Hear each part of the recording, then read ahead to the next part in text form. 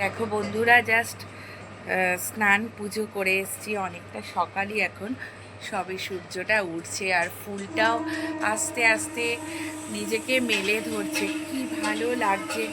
এইভাবে তো আমার বলা হয় না, এত ভালো লাগে না যখন গাছগুলোতে একটু একটু করে ফুল ফোটে, দারুণ লাগে।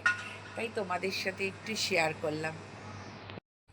কিছু ভালো লাগা তোমাদের সাথে শেয়ার না করলে সত্যি ভালো লাগে না। বিশ্বাস করো, এত সুন্দর একটা ফুল যখন ফুটলো না, খুব ছোট্ট গাছ, আর আমি না খুব যত্ন করি গাছগুলোকে, জানো।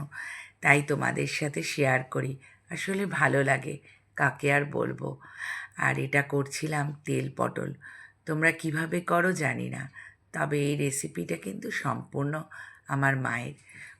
আমার বেশিরভাগ রান্নাই মায়ের থেকেই শেখা।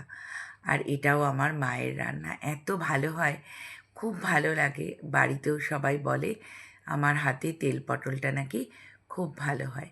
তা তোমরা যদি জানতে চাও অবশ্যই কমেন্টস করো, আমি তোমাদেরকে বলে দেব। আর তারপরেই একটুখানি জলখাবারের জন্য লুচি আর সাদা আলুর চচ্চড়ি। কে কে ভালোবাসো সাদা আলুর তরকারি? আমার কিন্তু খুব প্রিয়, জানো। তারপরেই সন্ধে নামতেই আমাদের কমপ্লেক্সে যে গণেশ পুজো হয়েছিল তার ভাসান। বললাম না, এত আনন্দ হয়।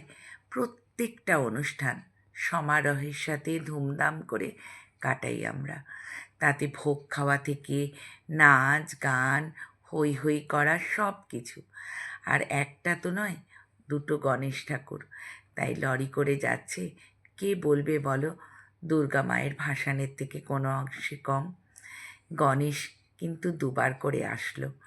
এই একবার নিজে একা এসে গেল, আবার মায়ের সাথে আসবে। ঠিক আগামী মাসে এরকম দিনে কিন্তু অষ্টমী পুজো, সপ্তমী কিংবা অষ্টমী, তাই না বলো? দেখতে দেখতে কিন্তু চলেই এলো। সবাই খুব আনন্দ করো। তো ঠিক আছে, আজ চলি।